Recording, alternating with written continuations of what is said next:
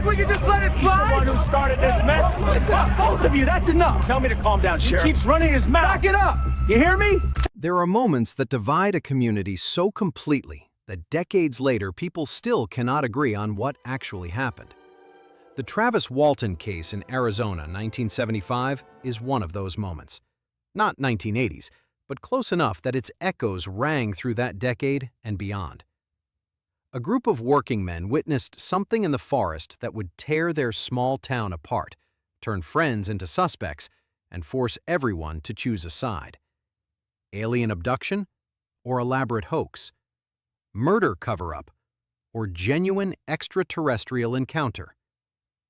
The truth is that what happened in those Arizona woods did not just affect one man. It shattered the trust of an entire community and forced America to confront a question it still cannot answer. If 7 men tell the same story about lights in the sky, do we believe them? And if we do not, what does that say about us? Let's go back to November 1975 in the mountains of northeastern Arizona. This is where the story begins, in the kind of small town where everyone knows everyone, where reputations matter, and where something impossible happened that would change everything. Arizona in the mid-1970s was still very much the frontier. The northeastern part of the state, near the Mogollon Rim, was logging country. Small towns like Snowflake and Heber were built on timber. The national forests provided jobs. The work was hard, physical, and seasonal. Men would spend long days in the woods, cutting timber for the Forest Service contracts that kept these communities alive. The towns themselves were quiet, conservative, and deeply Mormon. Snowflake was named after 2 Mormon pioneers, Erastus Snow and William Flake. This was a place where people went to church, where family connections ran deep, where your word meant something. This was not the kind of place where wild stories were told or believed easily. Which made what happened on November 5, 1975, all the more shocking. Travis Walton was 22 years old. He worked on a logging crew with 6 other men, all from the area. They were working a Forest Service contract in the Apache Sitgreaves National Forest, clearing timber near Turkey Springs. The crew foreman was Mike Rogers, Travis's best friend since childhood. The other crew members were men they had grown up with or known for years. These were not strangers thrown together. These were men who knew each other, trusted each other, worked together every day. On that November evening, the crew was heading home in Mike Rogers' truck. It was already dark. They were driving along a forest road when they saw lights through the trees.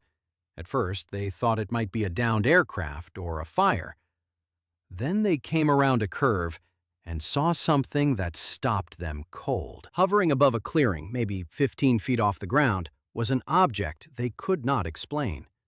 Descriptions would vary slightly among the witnesses, but the core details remained consistent. A glowing disk, maybe 15 or 20 feet in diameter, emitting a yellowish-white light. It was making a sound, a high-pitched beeping or humming. The truck stopped. The men stared. And then Travis Walton did something that would change his life forever. He got out of the truck. The other men shouted at him to get back in. Travis ignored them. He walked toward the object. He later said he was not thinking clearly, that he was overwhelmed by curiosity or compulsion. He walked to within a few feet of the hovering disk.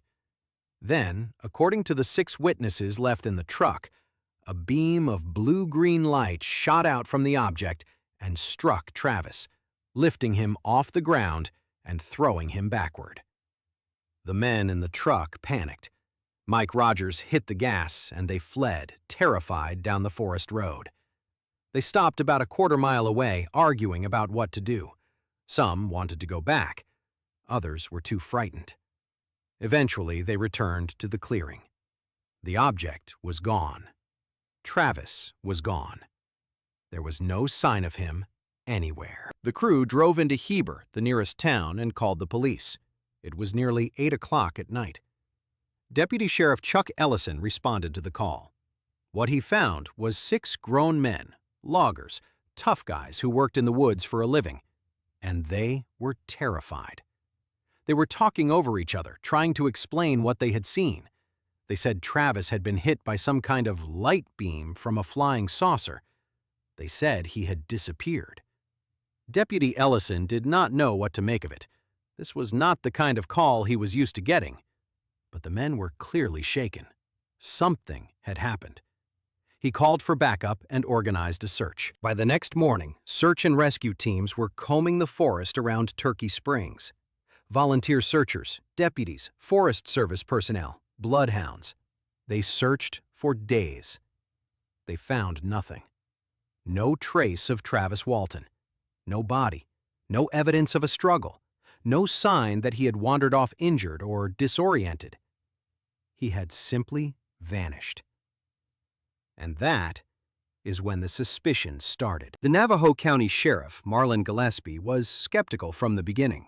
6 men report seeing a UFO. 1 man disappears. No body is found. The story seemed convenient. Sheriff Gillespie began to suspect that the crew had killed Travis Walton, possibly in a fight or an accident, and had made up the UFO story as a cover. The logging crew had been having problems. They were behind schedule on their Forest Service contract. There had been tensions. Maybe something had gone wrong in the woods. Maybe they had panicked. The UFO story would be the perfect alibi. Who could disprove it? The 6 crew members were interrogated separately.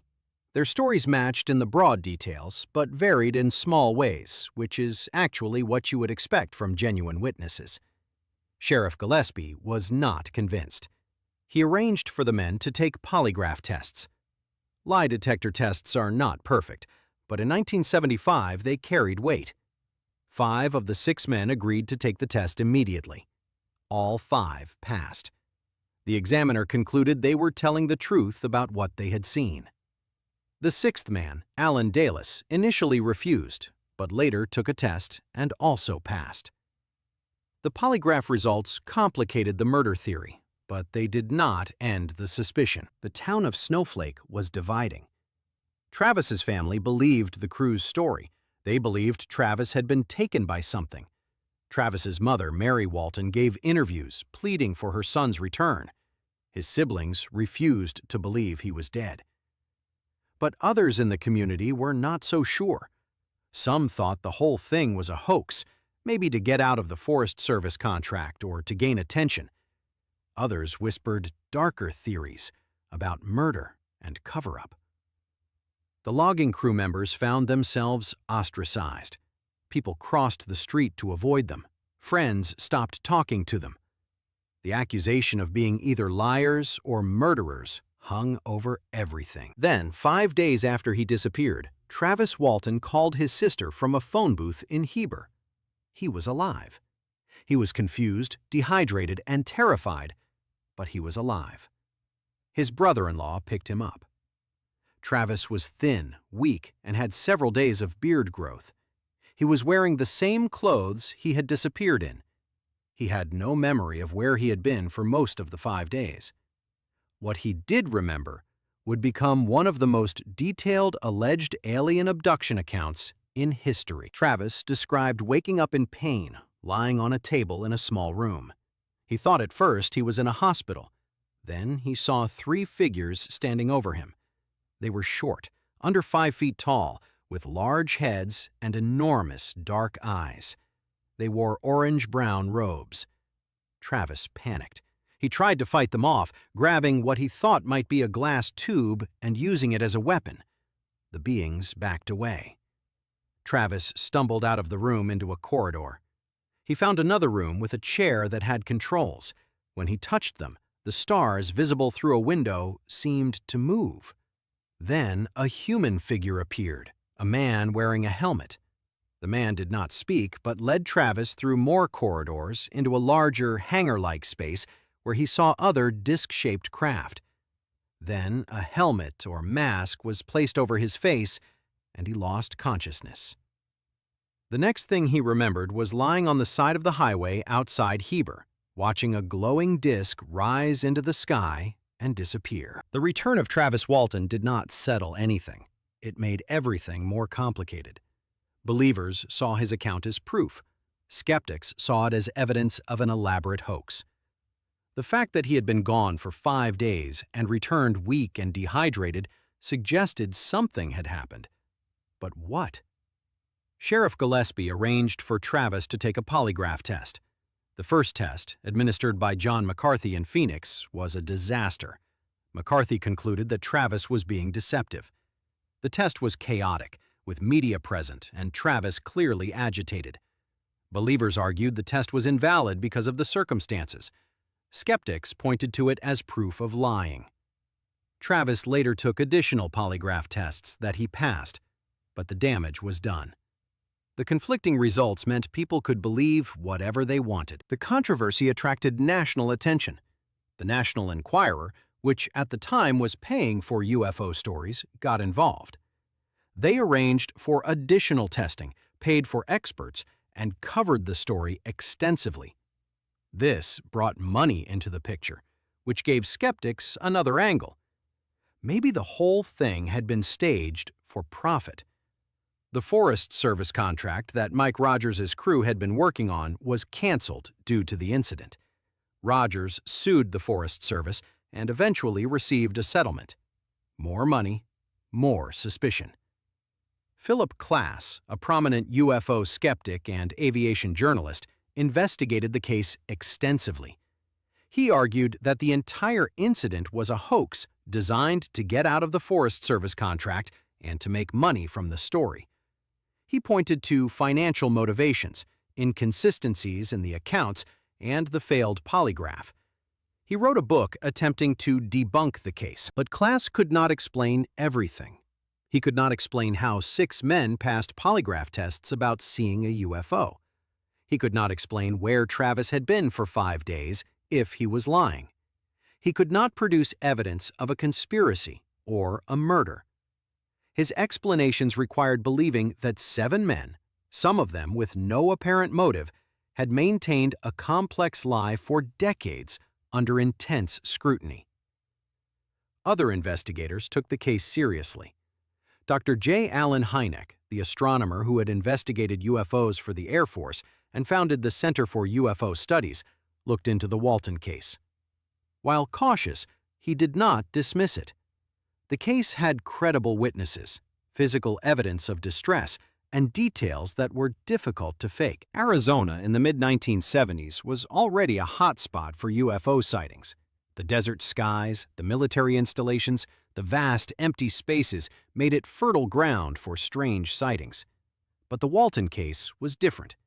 This was not lights in the sky. This was an alleged physical abduction with multiple witnesses and a missing person. It forced the UFO phenomenon out of the realm of speculation and into the realm of criminal investigation. The case touched on something deeper in American culture of the 1970s. This was the post-Watergate era. Trust in institutions was collapsing. People were questioning official narratives. The idea that the government might be covering up alien contact did not seem as crazy as it once had. At the same time, the 1970s saw a rise in interest in the paranormal, the unexplained, and alternative realities.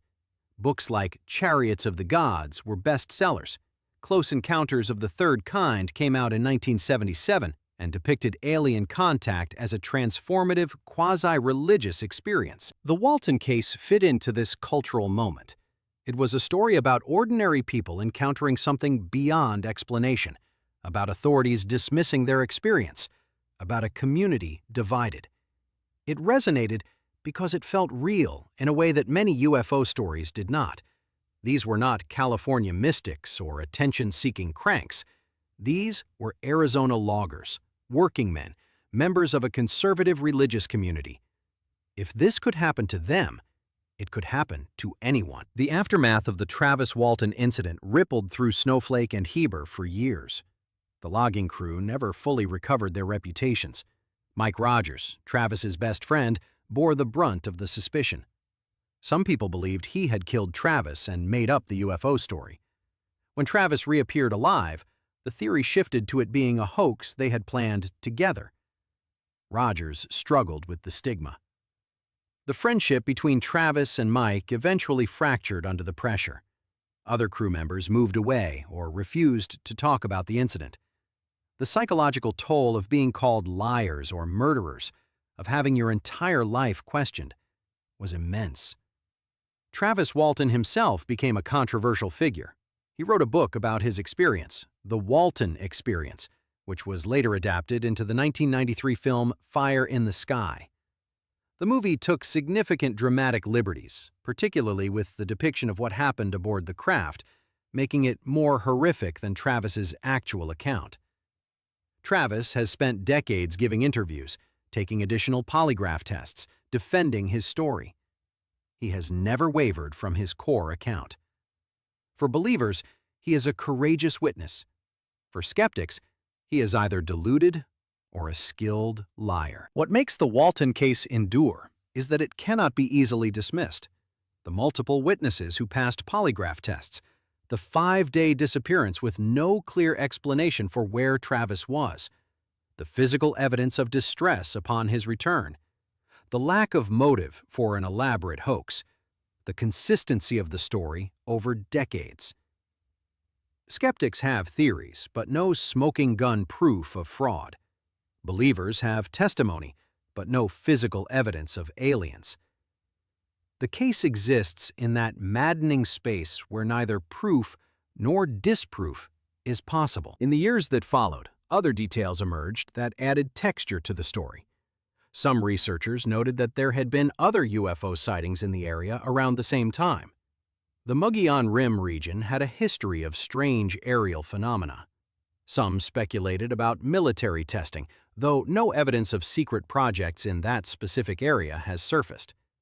Others pointed to the geology of the region, the high altitude, the electromagnetic properties of certain rock formations as possible explanations for unusual sightings. But none of these theories explain the specific details of the Walton case, the 6 witnesses, the missing person, the detailed abduction account. The Travis Walton incident represents something larger than just one alleged alien encounter. It represents the difficulty of knowing what is true when the truth lies outside normal experience. It represents the way communities fracture when confronted with the inexplicable. It represents the human need to explain, to categorize, to fit events into frameworks we understand, even when those frameworks do not quite fit. For the people of Snowflake and Heber, the incident was not about aliens or UFOs in the abstract. It was about their neighbors, their friends, their families. It was about who to trust and who to doubt. It was about living in a small town where everyone knew your business and where being labeled a liar or a murderer could destroy your life. It was about the price of claiming to have seen something that society insists cannot be real. Decades later, the Travis Walton case remains one of the most credible and most controversial alleged alien abductions in history. It has been investigated, debunked, defended, and analyzed countless times. Travis himself is now in his 70s. The other witnesses are older. Some have passed away. But the story persists. It persists because it asks questions we still cannot answer. What did those 7 men see in the Arizona forest in November 1975? Where was Travis Walton for 5 days? Why has no one been able to definitively prove or disprove what happened?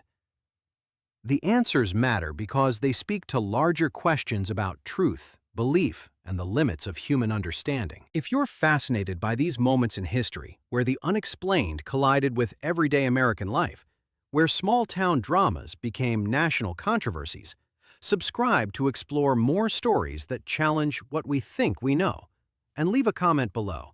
Do you believe Travis Walton's account? What do you think really happened in those Arizona woods? The conversation continues because the mystery remains unsolved.